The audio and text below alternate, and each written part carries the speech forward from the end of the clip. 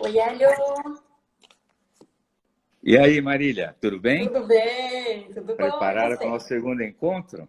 Preparada e curiosa. O que será que vem? É, tivemos boa aceitação na primeira, hein?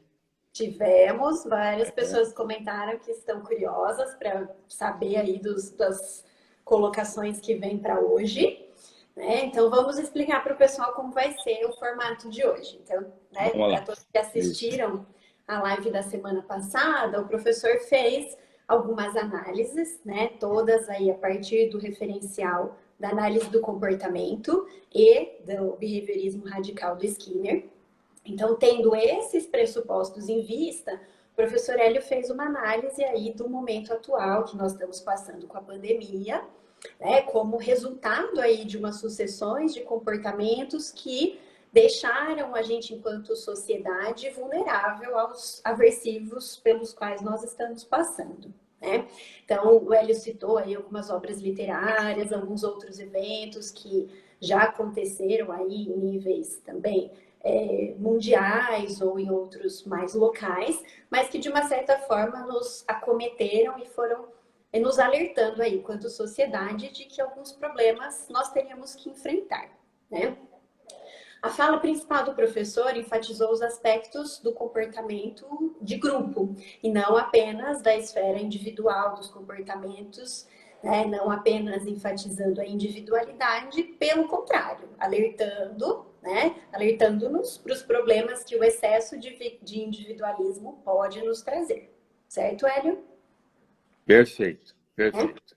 E aí entramos em alguns conceitos e algumas colocações importantes do Skinner que o Hélio relembrou para a gente. Então, a primeira delas fala da importância, né, de nós desenvolvermos comportamentos de terceiro nível de seleção, que significa justamente esse comportamento em prol do grupo, da cultura, da preservação dos nossos grupos sociais, e não apenas da preservação de organismos, de indivíduos, né, separadamente.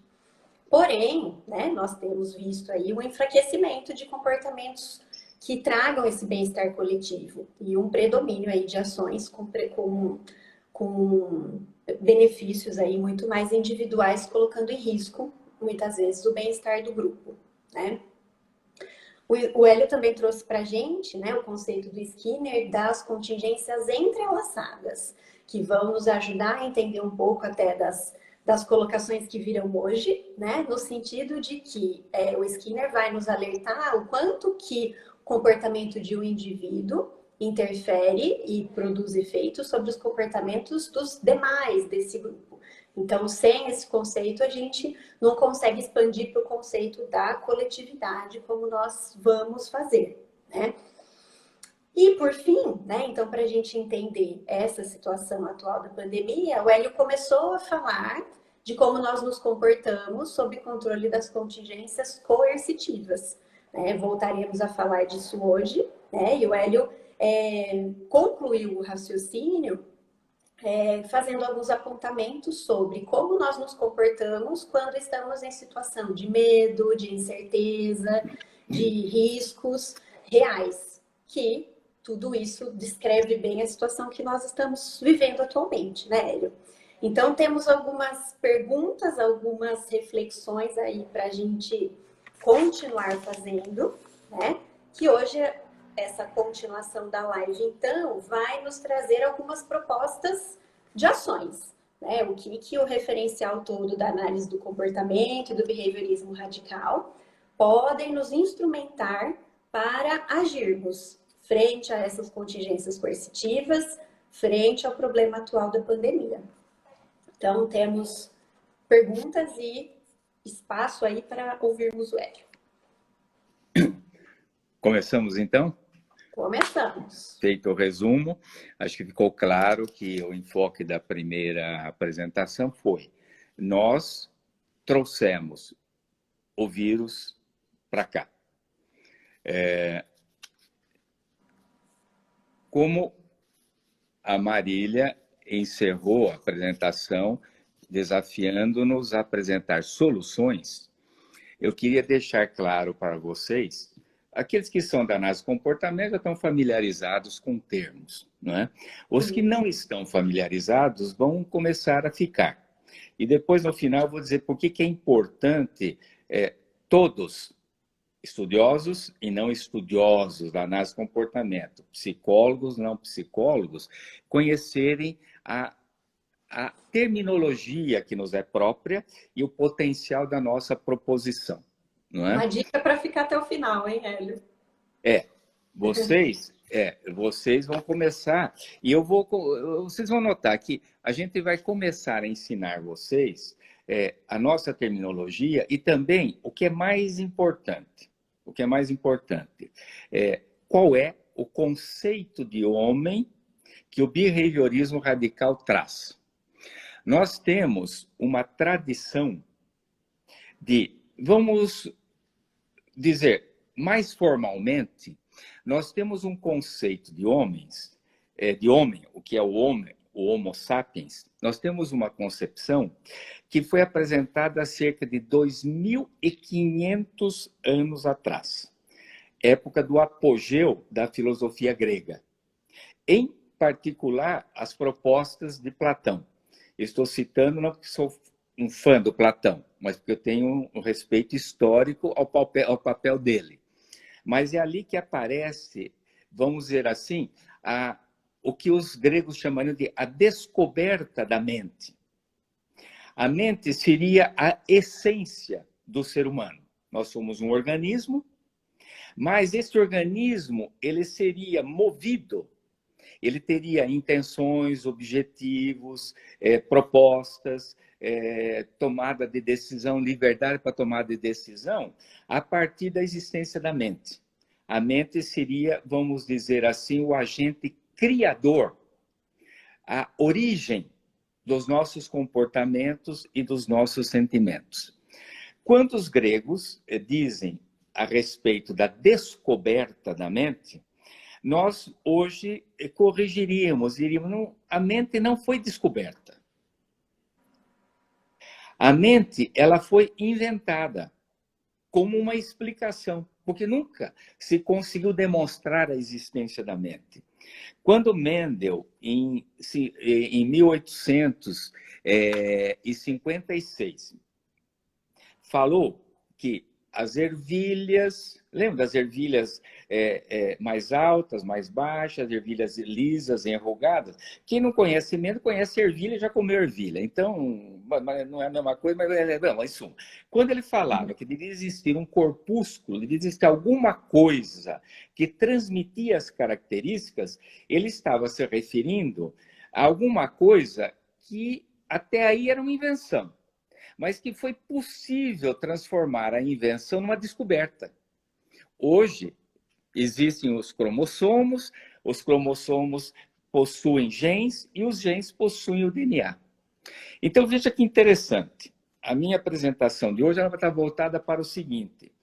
Nós estamos usando a caracterização, a definição de homem dos gregos. E já contei uma dificuldade. Eles não descobriram, eles inventaram. E nós continuamos usando uma fortaleza causadora inventada e não descoberta. Então, o que nós estamos pretendendo é dizer agora que é o seguinte, existe uma outra maneira de conceber o ser humano, uma outra definição de homem. E nós não podemos dizer que uma é melhor que a outra é pior que uma. Nós vamos dizer o seguinte, existem duas. Talvez 3, 4, mas vamos dizer, essas são as duas. A clássica e essa que nós estamos apresentando aqui.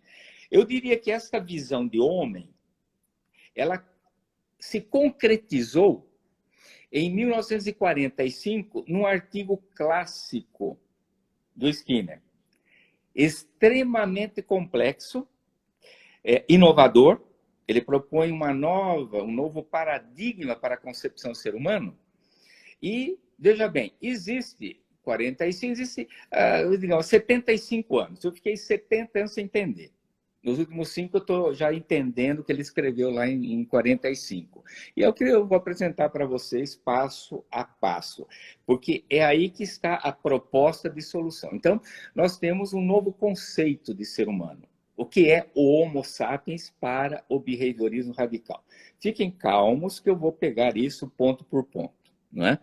Vejam bem, se nós ficamos 2.500 anos, menos uns anos aí, que quando o Skinner já propôs uma outra concepção, né? No mesmo conceito, veja como a filosofia ela não acelera o conhecimento. Ela aprofunda temas, mas ela não acelera o conhecimento. Eu falei de passagem que Mendel concebeu que os organismos vivos, está falando de plantas, ervilhas, tinham um elemento transmissor de características em 1856. Em 1953, 97 anos, portanto, 97 compara com 2.500. Watson e Crick, dois estudiosos, dois cientistas, ao pesquisar a ideia de Mendel, então, 97, eles descobrem a composição deste elemento transmissor e fazem a proposta da composição do DNA como uma dupla hélice. Pois bem, passados 53, em 62, eles ganham o Prêmio Nobel de Medicina por essa descoberta. Passados 48 anos, portanto, de 1953, em 2001, a hélice dupla que eles conceberam, ela foi completamente sequenciada. Em 2001, se fez a sequência do genoma do DNA humano. Então, vejam, em 48 anos, vejam o salto que deu. E por que o conhecimento do ser humano não evoluiu em 2.500 anos? Porque não foi aplicado ao ser humano o método científico. Aí perguntariam alguns, né? Mas o ser humano tão complexo pode ser estudado de uma maneira simplista como é a ciência? Bom, em primeiro lugar, não é simplista. É um método extremamente elaborado. Não é o definitivo. A ciência também evolui, a sua metodologia também evolui, mas é uma maneira séria de analisar e descobrir e descrever. Nós não temos que descobrir nada, nós temos que descrever como o ser humano funciona. Então, aqueles que disserem é impossível analisar o ser humano e chegar à sua profundidade através do método científico, eu direi, pai, perdoa-o, ele não sabe o que fala. Porque nós já temos evidências de que o ser humano é passível de ser estudado cientificamente e já temos elaborados princípios demonstrados de como ele funciona. Então, Marília, eu vou falar agora do que prevalece nas interações humanas sociais. Sim. E este é um problema. Eu vou começar a responder a pergunta que nós temos a oferecer, identificando um problema de início. O primeiro problema é o seguinte: os comportamentos nos grupos sociais, nas culturas, eles são controlados basicamente por aversão, controle aversivo. Se você fizer, ok. E se você não fizer, você vai ser punido. E é interessante que, quando nós falamos em controle aversivo, qual a primeira coisa que vocês pensam? Controle aversivo ou manipulação de comportamento ou influência de comportamento sempre será por condições aversivas. Então, se houver uma ameaça, então, por exemplo, se a velocidade máxima num trecho da estrada for 60 km por hora, e houver um fiscal, um guarda rodoviário, a gente reduz para 60, reduz para 59 e faz a gracinha para o guarda. Se ele não estiver lá, a gente toca em frente. Agora, se houver um radar, existe, isso é uma coisa que nós vamos questionar oportunamente, existe um aviso, radar adiante. O que acontece? Guarda adiante. Então, eu reduzo, passo o radar, aceno para o radar e depois acelero de novo. Isto é, o controle aversivo, nesse caso, é um controle que leva as pessoas a se comportarem na presença do agente controlador. Mas existe uma outra coisa, que é a possibilidade de você oprimir através de consequências agradáveis. Você acha que é possível, Marília, a gente, vamos dizer, influenciar e controlar pessoas com doce? Doce, eu estou aqui tentando uma metáfora, né? Um sorriso, um carinho, um agradecimento, eles podem ter uma função de coisa agradável. É possível controle por doce? É possível, embora a gente no primeiro momento possa pensar que não, a gente vai associar muito mais aquilo que já tem a carinha de aversivo, então a gente imagina já todo tipo de estímulo desagradável como associado ao aversivo, né? A gente imagina que não, primeiramente, que um doce, um sorriso, um elogio não teriam essa função de exercer controle, mas a literatura nos mostra que sim, né? Então, vamos pensar em exemplos. Como seria um exemplo da gente exercer controle sobre alguém, levar alguém a fazer aquilo que nós queremos, por meio da apresentação de estímulos positivos? Isso. Por exemplo, o que eu mais quero quando eu me apaixono por uma pessoa? Estar ao lado dela. E se ela disser, venha, meu bem, a gente vai correndo. E a gente diz, eu vou porque eu quero. Não é bem porque você quer. Porque se ela disser, eu não amo você e não adianta você vir, eu vou ficar frustrado e infeliz. Então, na verdade, o controle é por quem me acolhe. Esse é um exemplo. Esse é um exemplo, não é? Então, a gente diz que a gente pode fazer coisas, vamos chamar assim, coisas que nós queremos fazer, como se o livre-arbítrio me autorizasse e me induzisse a fazer. Eu faço porque eu quero. Mas veja bem, eu faço porque eu quero, porque lá está um controle reforçador positivo, o acolhimento. Então, vocês vejam, por exemplo, uma mãe, vamos dizer, fóbica. Hoje, a fobia está justificada e plenamente justificada. Se meu filho disser, eu vou a um evento hoje, eu vou a uma balada hoje, a mãe, não, você não vai. Multidão, pode contrair o coronavírus. Então, uma mãe ou um pai podem, na verdade, impedir que a pessoa vá. Mas, em condições normais, uma mãe neurótica, ela pode dizer o seguinte, não, meu filho, você é muito novo, você tem só 16, nem completou 17, antes de ir numa balada, a mamãe fica preocupada. Quando você tiver 18, 19, 21 anos, veja, ela já generaliza, joga por 21 anos, aí você vai sossegado, você vai com os seus amigos, aí você já tem mais maturidade, você não vai cair em droga. A mamãe nem dorme à noite se você sai, eu fico super preocupado, filho. Então, por amor da mãe, e o filho pode acreditar nesse amor e não entender como isso um egoísmo ou uma dificuldade que a mãe tem de liberar seu filho. O filho pode entender que, por amor, ele deve abrir mão de sair com os amigos e ir a uma balada e assim por diante, né? E muitas vezes o pai, por amor à mãe, ou por temor de perder a esposa, depende, né? Mas diga, filho, compreenda, sua mãe vai perder o sono, ela é uma pessoa muito sensível. Eu poderia ficar com ela aqui à noite esperando, mas ela não se conforma. Bom, em suma, é um exemplo. O Rousseau, um educador francês, ele tem uma frase muito interessante. Ele diz o seguinte, né?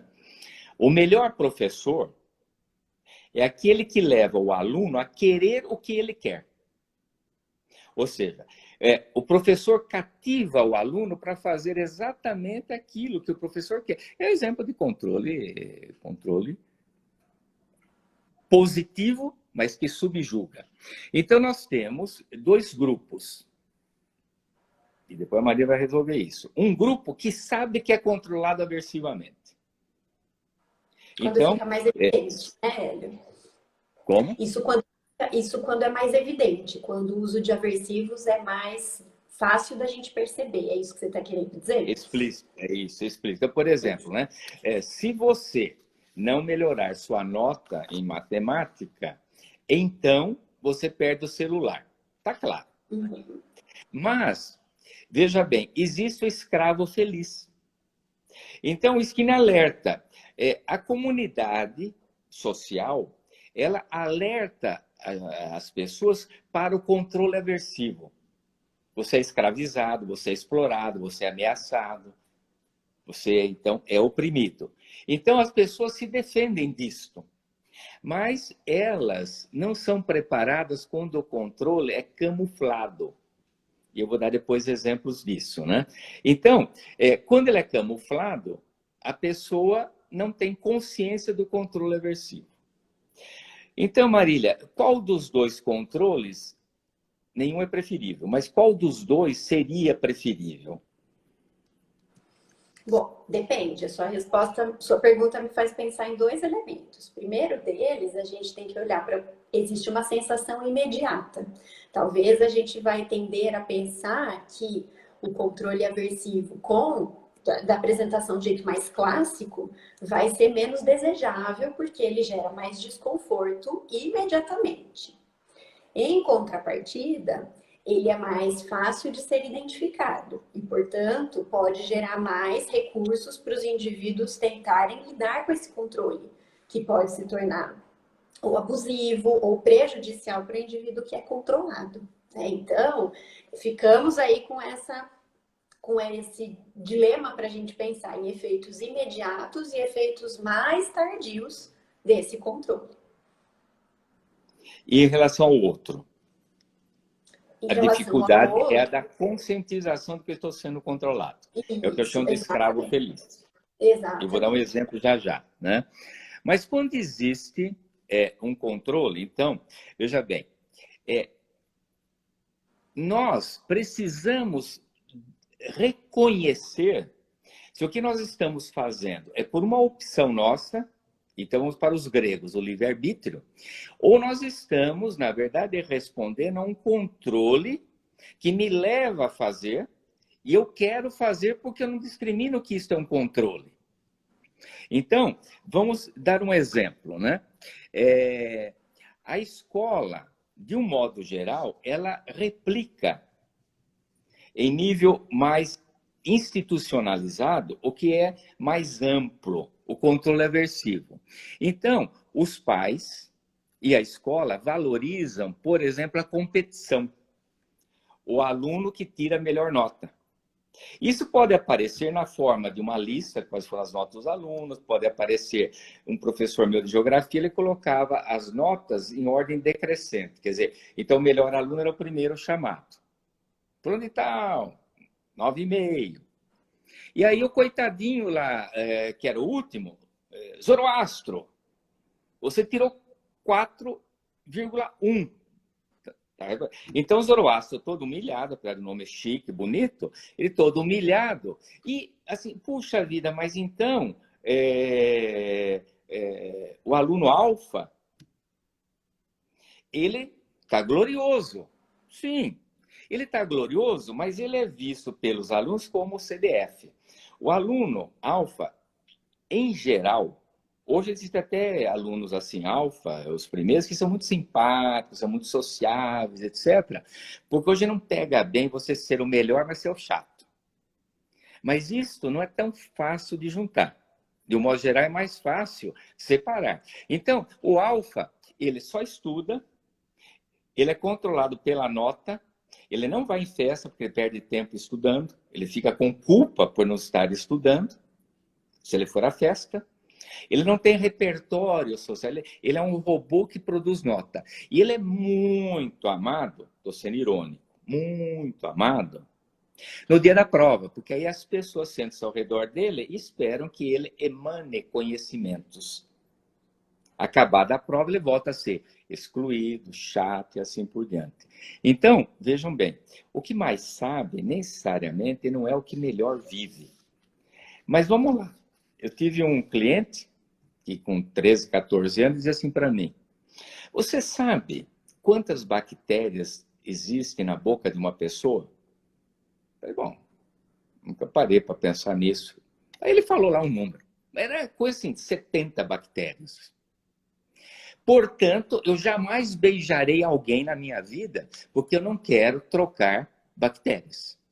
Então, vejam bem, uma pessoa de 13, 14 anos, que já está olhando para o mundo, onde não é possível beijo na boca, imagine outras coisas que também devem ter bactérias, né? Então, o conhecimento, às vezes, ele pode tornar a pessoa alienada da realidade. Então, ele tem dificuldade social, ele é isolado, ele só se mantém por reforços arbitrários. Então, agora vamos pegar o ponto, onde eu quero chegar, no que a ciência do comportamento nos ajuda. Ela nos ajuda da seguinte maneira: o aluno tira 10 em matemática, podia ser geografia, tirou 10. O professor elogia, ele é o alfa. Então, ele se sente poderoso, eu sei. Mas ele é poderoso diante de quem? Do professor, que vai dar para um reforço arbitrário. Arbitrário é aquilo que eu dou para alguém porque eu acho bom, a nota 10. E escolho por que ele pode tirar 10. Se acertar todas as perguntas. O reforço natural é aquele que eu encontro a partir do meu comportamento. Se você quer abrir uma gaveta, Marília, o que seria um reforço arbitrário e o que seria um reforço natural quando uma criança de 5 anos tenta abrir uma gaveta? Bom, vamos lá. O reforço natural vai ser o que ela vai encontrar dentro dessa gaveta.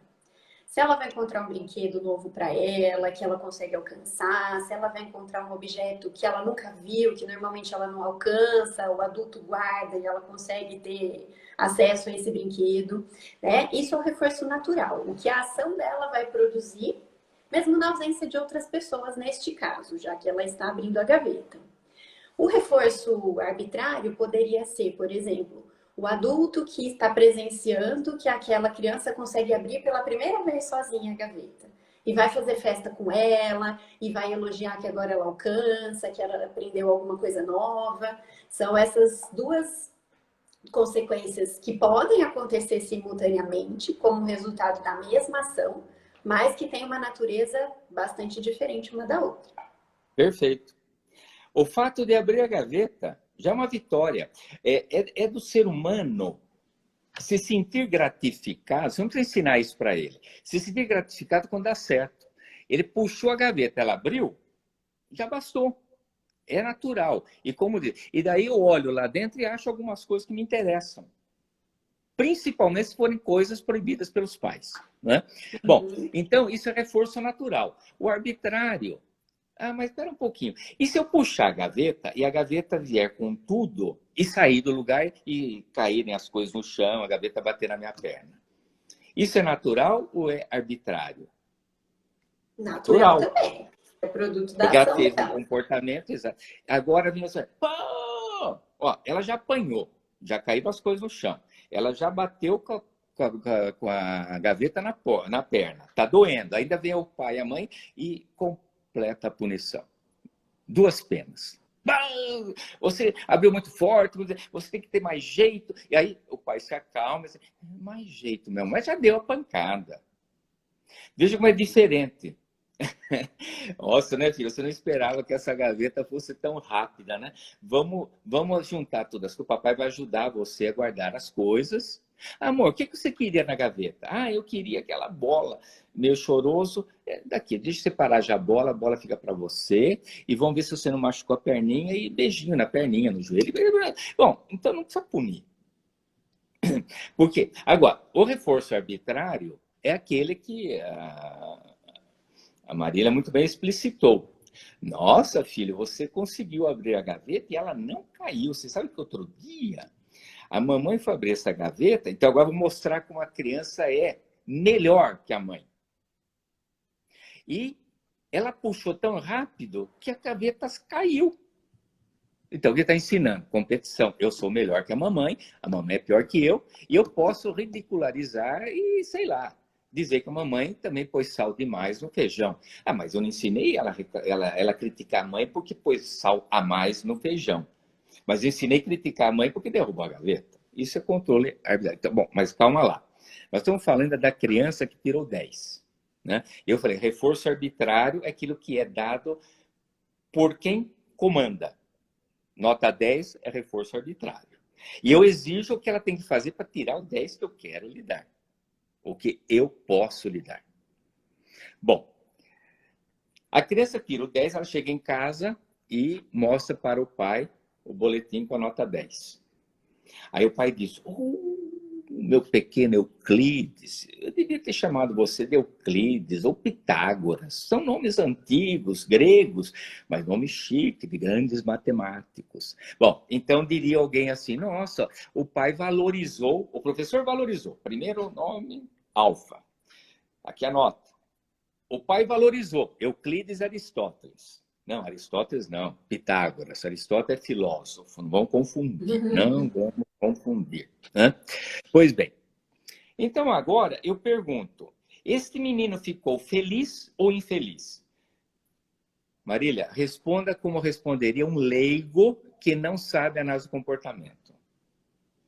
Certeza que ele ficou feliz. Ficou feliz. Reforço, gratificação. Gratificação. Vejam agora o que nós queremos dizer por coerção através do reforço, através do elogio, através do aplauso. O pequeno Pitágoras, Euclides, agora vai fazer, depois do bimestre, uma segunda prova. Vocês acham que ele estará ali livre, já que eu tirei 10? Agora, nota de aprovação, a média é 7, eu tirando 4, estou aprovado no primeiro semestre. Ele vai tirar 4, ele vai querer tirar outra vez 10. Marília, para quem conhece... Outra vez 10. Por quê? Porque ele está não querendo ganhar 10. Ele está querendo evitar. Ele está querendo evitar perder pontos e o professor dizer que o alfa agora virou beta porque outro neuróticozinho tirou alfa, a nota mais alta. Então ele não quer isso. Ele já tem competição com o coleguinha dele que também é bom de nota. E o pai dele vai dizer, o que aconteceu? Como que você abaixou de 10 para 9? O que houve? Você não prestou atenção? O que houve? Bom, então ele vai ser censurado. Então eu pergunto, ele está num controle gratificante, ele está feliz, ou ele está num controle coercitivo porque ele tem que produzir elogio? Não é produzir elogio, não. É evitar crítica. Veja a diferença, é sutil, mas faz tudo bem. Então eu perguntaria para vocês, e a Marília vai responder. Este aluno que tirou 10 em matemática, ele vai ter uma prova de matemática na segunda-feira. A segunda prova. Tirou 10, ele precisa tirar 10. Ele vai se divertir no fim de semana ou ele vai ficar estudando no fim de semana? Provavelmente ele vai estudar no final de semana para tentar garantir o 10 da segunda prova. E se ele já fez? Pode falar, Maria. Porque e se ele já provavelmente fez? ele vai evitar, né, que a nota dele caia. Ele vai evitar. Exatamente. Eu vou desenvolver, na verdade, um perfeccionista. Um perfeccionista. Isso. Então, ele abre mão de gratificações naturais, que seria brincar, se divertir com amigos, e vai ficar estudando, e daí ele tira outro 10. Se ele tirar outro 10, ele fica alegre, que é um sentimento ligado à gratificação genuína, ou ele vai ficar aliviado, porque não foi criticado e não se lamentou que a nota dele caiu. Marília, o que você acha? Provavelmente ele vai perceber uma mistura dessas duas sensações. E quanto mais perspicaz ele for em se perceber, ele vai perceber o alívio. Alívio. E ele estará leve, já que eu tirei 10, tirarei outro 10, eu sou o máximo, ou ele ficará ansioso às vésperas da prova? Sempre Ficará ansioso, às ansioso. vésperas de prova.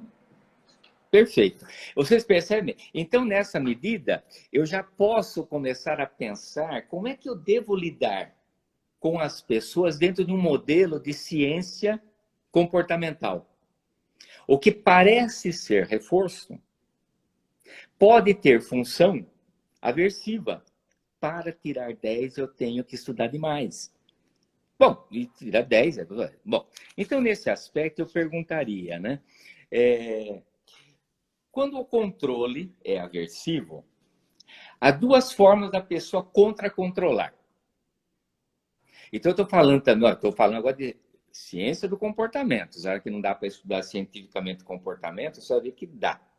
Então, agora sim, ele vai contra-controlar. Quer dizer, se meu pai me controla, exigindo que eu tire 10, e o pai não diz que exige, porque a palavra exigir, ela tem uma conotação aversiva. Meu pai fica muito feliz, e ele pede para eu contar para o vovô, que é pai dele, e que por acaso se chama Euclides, que tirou 10. Vovô Euclides, tirei 10. Aí o vovô...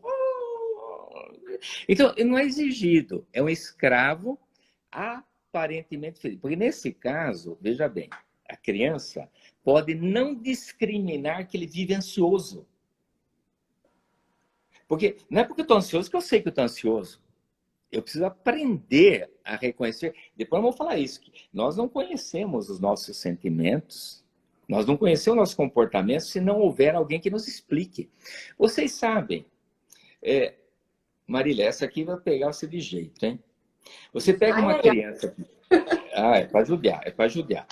Você pega uma criança pequenininha ainda, mas que já começou a falar. Uhum. Se você mostrar para ela uma folha amarela, uma folha vermelha e uma folha azul, e ela ainda não foi ensinada cores, ela saberá que essas folhas têm cores diferentes? Não. Não, mas são diferentes. São diferentes. Pelos órgãos dos sentidos, ela vai perceber que são diferentes. Mas a Porque gente o ainda ser não humano... ensinou isso. Vai falar. Não, eu ia falar que ela ainda não aprendeu, né, no grupo de convívio dela, a se comportar diferente diante dessas cores. Mas os olhos dela percebem cores diferentes. Vejam bem, nós não somos de uma filosofia naturista ou naturalista. A gente vê o que está na realidade. Folha amarela é amarela, azul é azul, vermelho é vermelho. Nós não somos assim. O universo existe, mas ele só é captado quando existe uma contingência, isto é, uma condição, uma circunstância social que nos ensina a cor. Então você pega uma criança e diz assim, esta folha é amarela, e você mostra para ela amarela. Aí eu pergunto para ela, com a mesma folha, que cor é essa, bebê? Aí o bebê diz assim, não sei, amarela. E agora, que cor é essa? Amarela. Perfeito, perfeito. Então, ela aprendeu que dentro da natureza, isso é, dentro do universo que existe, existe uma cor amarela, mas ela não sabia, ela aprendeu quando alguém ensinou. Bom, quer dizer que Tarzan então nunca soube o que era uma folha amarela e uma folha vermelha? Sinto decepcioná-los, não sabia. Não sabia. Porém, ele sabia que certos galhos quebravam. E ele não se pisava nesses galhos. E outros galhos não quebravam. E ele se apoiava nesses galhos. Eu pergunto, qual a diferença? A diferença é que, quando ele pegava um galho fraco e caía, ele sentia uma dor. Se machucava. Então, ele sabia que no universo existem aquelas coisas que machucam um galho seco. Então, ali não precisa de um comportamento verbal. A experiência já basta. Mas na folha não tem jeito. Eu não posso pegar uma folha amarela, lamber e dizer, é doce. Pego a folha amarela, a vermelha, mesmo material, lambo. Não, é azedo. Não, é o mesmo sabor. Então, como é visual, não tem outro jeito senão a comunidade é amarela. Pois bem, então agora vocês estão me ouvindo aqui. Assim, bom, então, mas eu não enxergo com o olho? Não. Você tem que ter olho para enxergar. Você tem que ter ouvido para ouvir. Mas você não enxerga com o olho e nem ouve com o ouvido. Você enxerga o que a comunidade verbal ensina você enxergar com os olhos. Então, eu ensinei que é amarelo, certo? Bom, tá aqui amarelo. Aí eu pego outra folha vermelha e coloco uma ao lado da outra e digo para ela, que cor é esta? Primeira, ela fala, amarelo. Beleza, lindinha. E esta outra? Amarela. Porque ela não discrimina. Aí eu tenho que dizer para ela, não, amor, essa é amarela, essa é vermelha. E de tanto repetir, comparar, ela discrimina a amarela. Então ela começa a ver o mundo pelos olhos da comunidade verbal dela. Quanto mais especial, diferenciada for a comunidade verbal, mais coisa ela discriminará.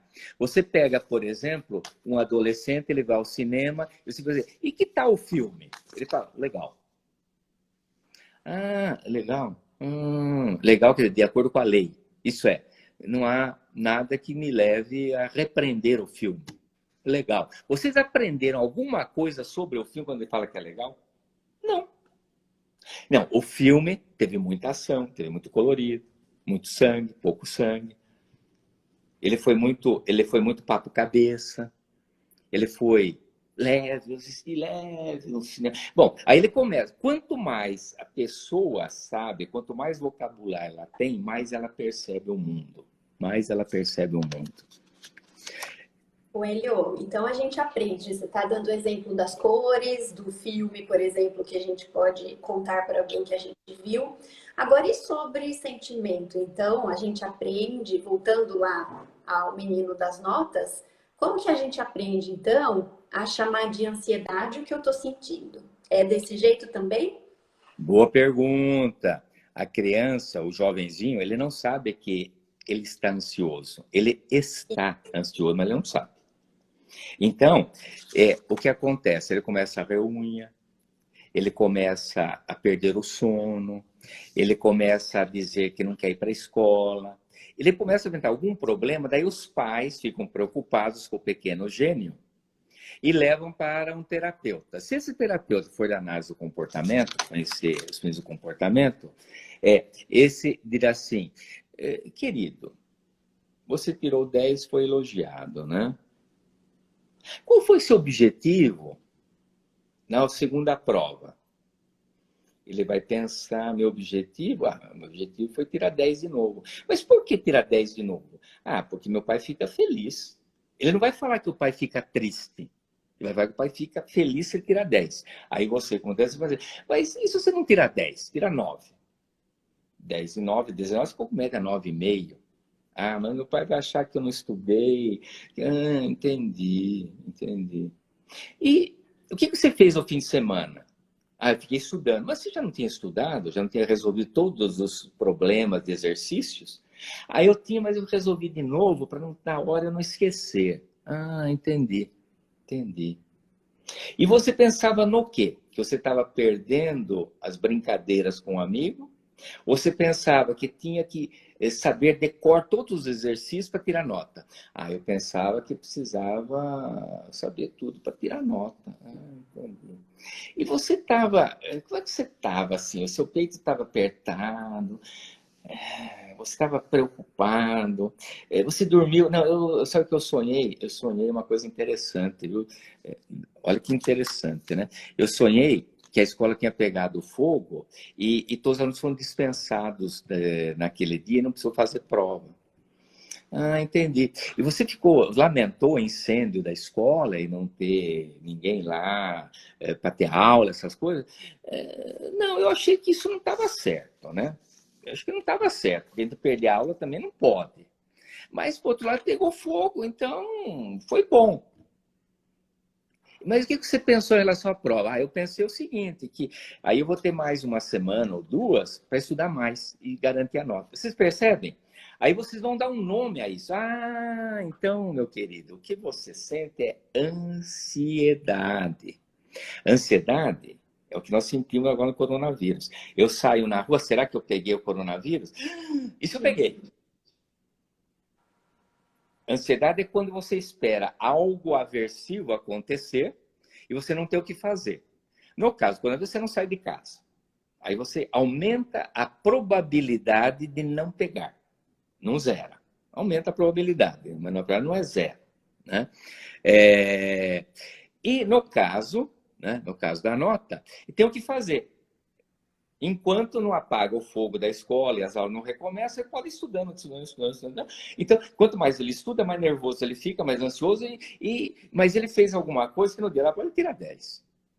Ou a ansiedade dá o branco. Bom, então, vocês estão entendendo?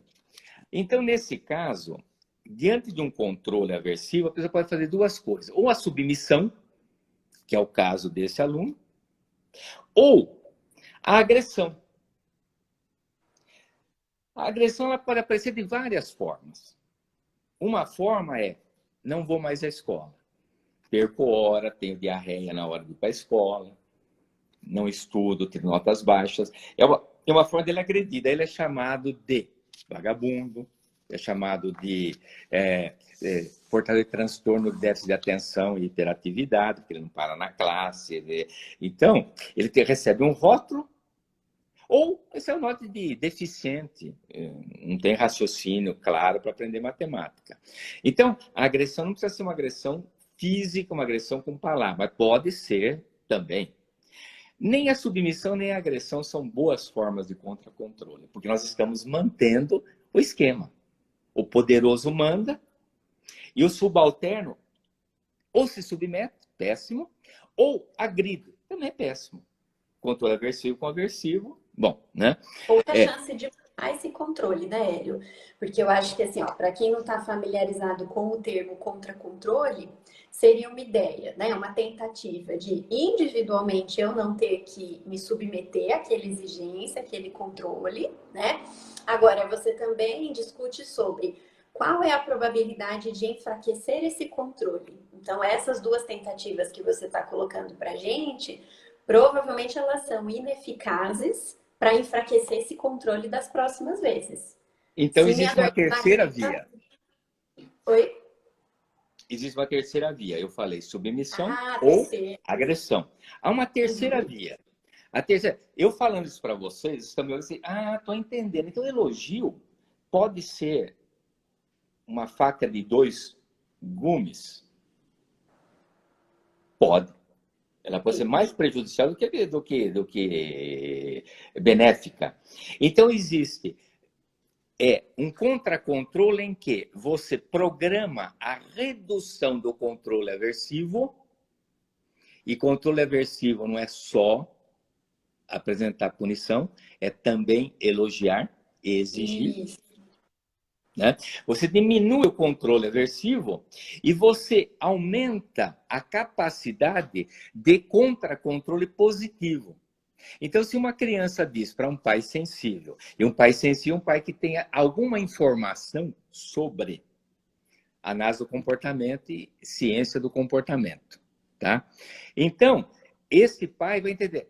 Pai, você sabe que eu fico esquisito na véspera de prova.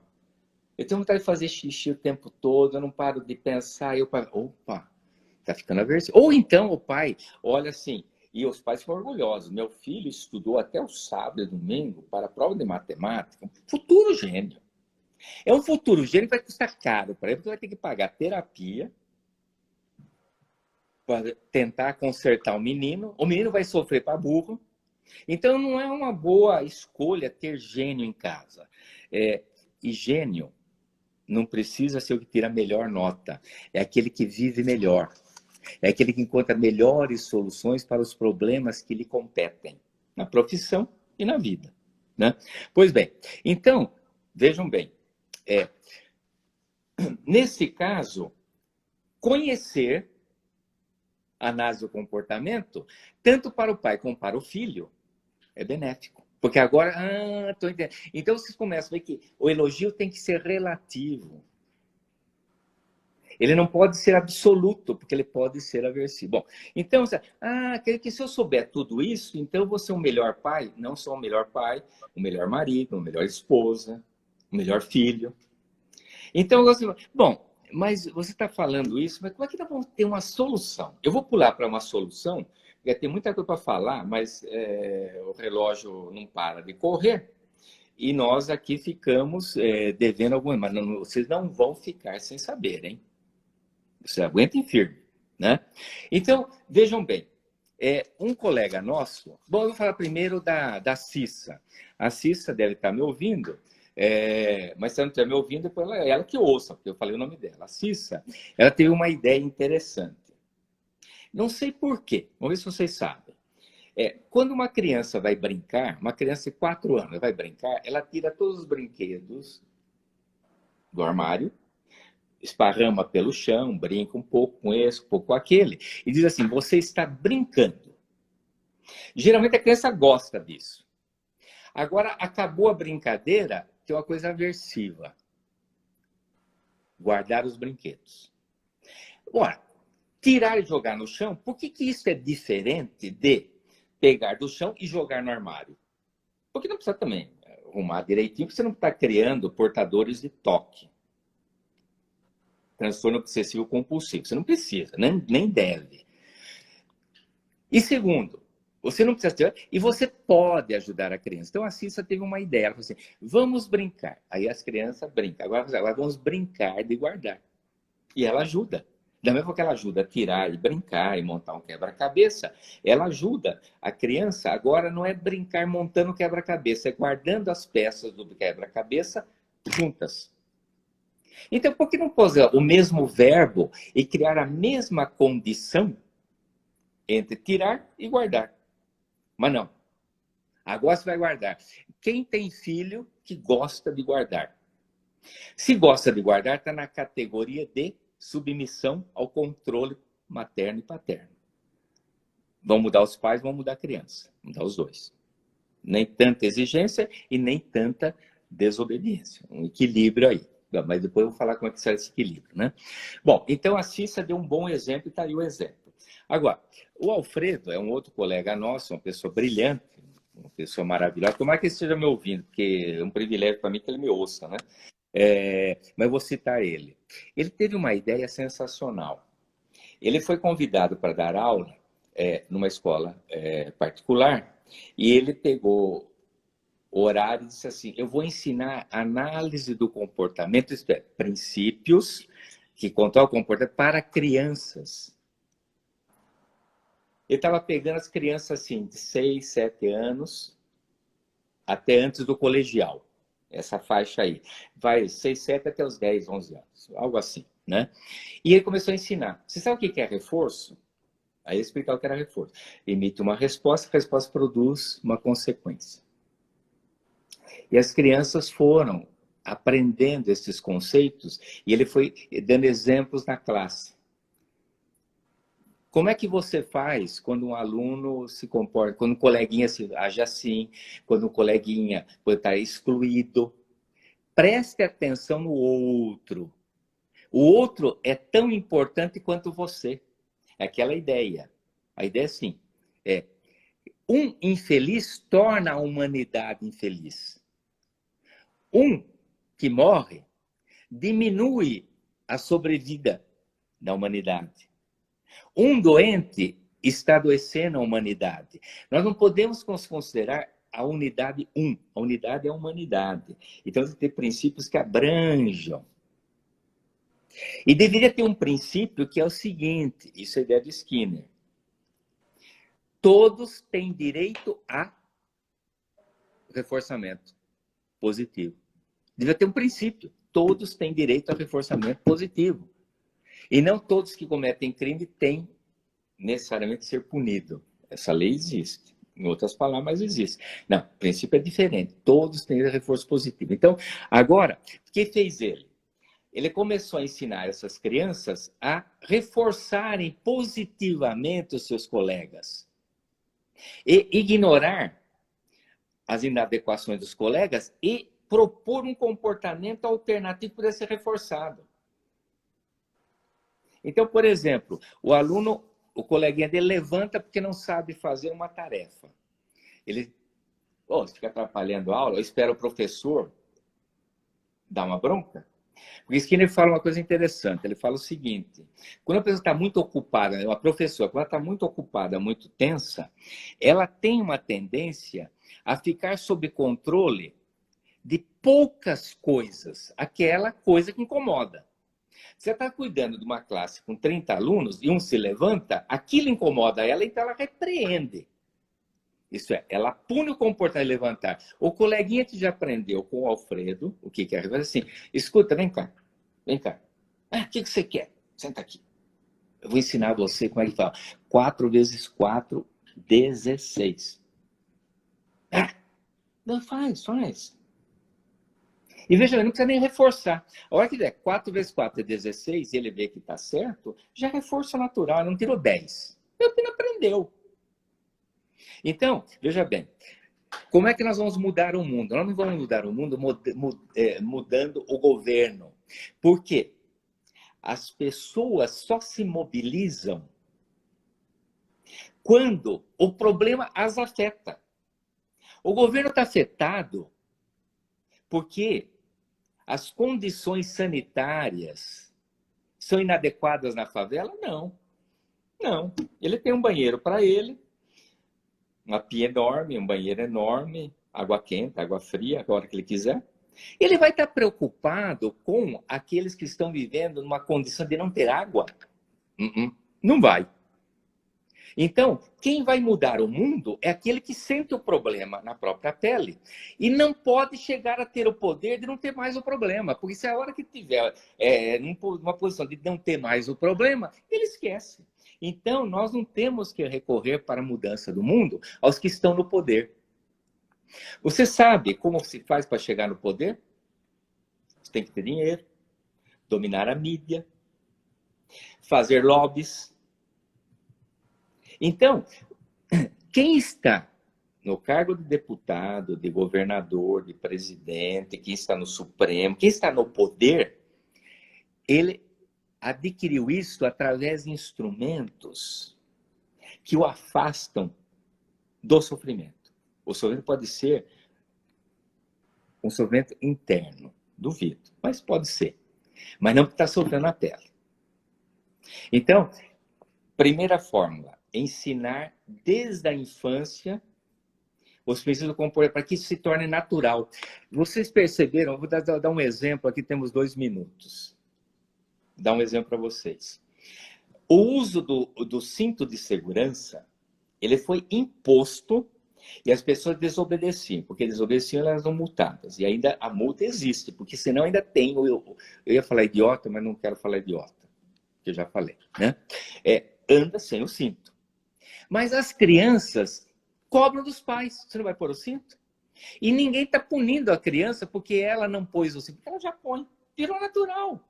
Então, uma coisa que pode ser instalada de uma forma negativa para o adulto mal acostumado, se for ensinado para uma criança, ela se acostuma e ela acha natural pôr o cinto e não é nenhuma opção para ela. Então, é possível você instalar comportamentos saudáveis. Então, primeira regra, você quer mudar o mundo? Ensine a ciência do comportamento desde a infância. Na escola não se ensina Darwin, se ensina. Se ensina com tudo. Não se ensina também o design inteligente? Ué, então pode conviver 2 modelos. Bom, eu não quero... Marília, nós fomos um pouco para frente, mas não tanto, né? Tem mais ideias, viu? Eu acho que tem bastante ainda para falar sobre o contracontrole, né? Todo mundo está pedindo aí para continuarmos, né? Pedindo aí mais informações, mais orientações suas. Então, a boa notícia para todo mundo que está ansioso aí, ó, querendo mais informações, é que teremos live na próxima semana, mesmo horário de hoje, segunda-feira às 18 horas.